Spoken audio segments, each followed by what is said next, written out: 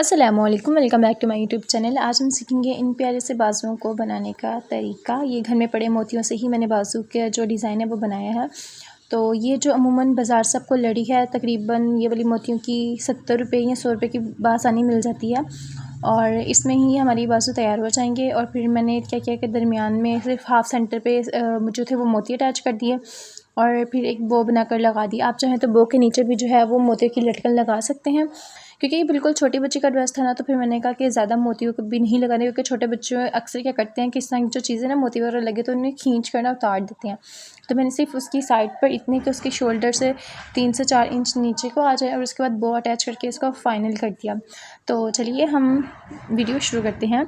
यहाँ पर नॉर्मली मैंने स्लीव्स की कटिंग की हुई है, जैसे हम लोग कटिंग करते हैं, लेकिन हम लोगों ने क्या करना है, सिलाई के मार्जिन के अलावा 1 इंच एक्स्ट्रा और मज़ीद लेंगे, क्योंकि ये बाजू जो है वो सेंटर से कट हो जाएंगे। कट होने के बाद हम उसे फ़ोल्ड करेंगे और फोल्डिंग में जो होगा वो अमूमन हमारे पास 2 इंच का कपड़ा चला जाएगा, यानी कि 1 इंच एक साइड से और 1 इंच एक साइड से। उसके बाद क्या होगा, कपड़े की जो चौड़ाई होगी ना उसमें थोड़ा सा फ़र्क आएगा।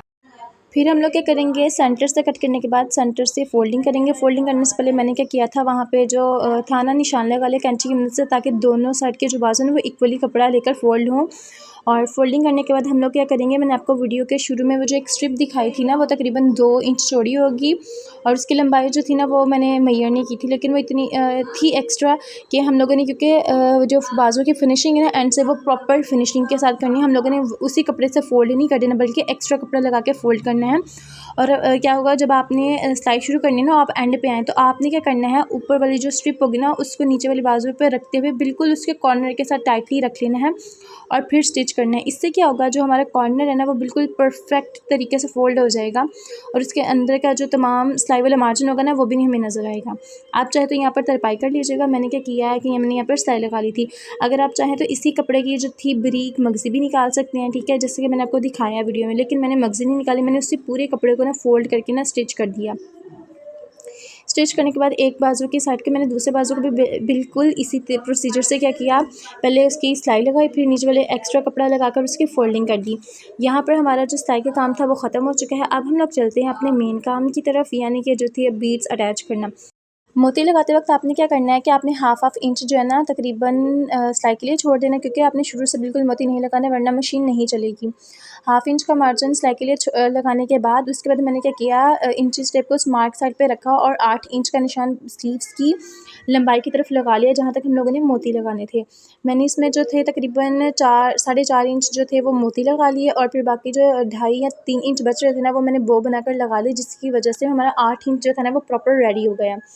मोती आपने किस तरह लगाने हैं, एक सुई में आपने क्या करनी है, सुई लेंगे बारीक वाली सुई हो जाए, तरपाई करते हैं जिससे, या मोटी वाली सुई हो जाए, उसमें आपने क्या करना है, 4 तहों का ना धागा डाल लेना है और पहले आपने उसका जो स्टार्टिंग पॉइंट होगा ना उसको अच्छे से आपने क्या करना है, उसको ना बिल्कुल स्टार्टिंग पॉइंट से आपने अच्छी तरह से उसकी 2-3 जो घेरा लगा कर ना फिर मोती डालना शुरू करना है। मोती आपने इस तरह डालना है कि जो हम लोगों ने फोल्डिंग साइड की होगी ना उसके दरमियान से निकालना है। आपने ऐसा नहीं करना कि सुई को बिल्कुल नीचे वाली साइड से निकाल लेना है, बल्कि वो जो फोल्ड किया हुआ कपड़ा है ना उसके दरमियान से निकालना है। आप वीडियो जूम करके देखेंगे ना तो आपको ये वाला पॉइंट ना बिल्कुल क्लियर हो जाएगा।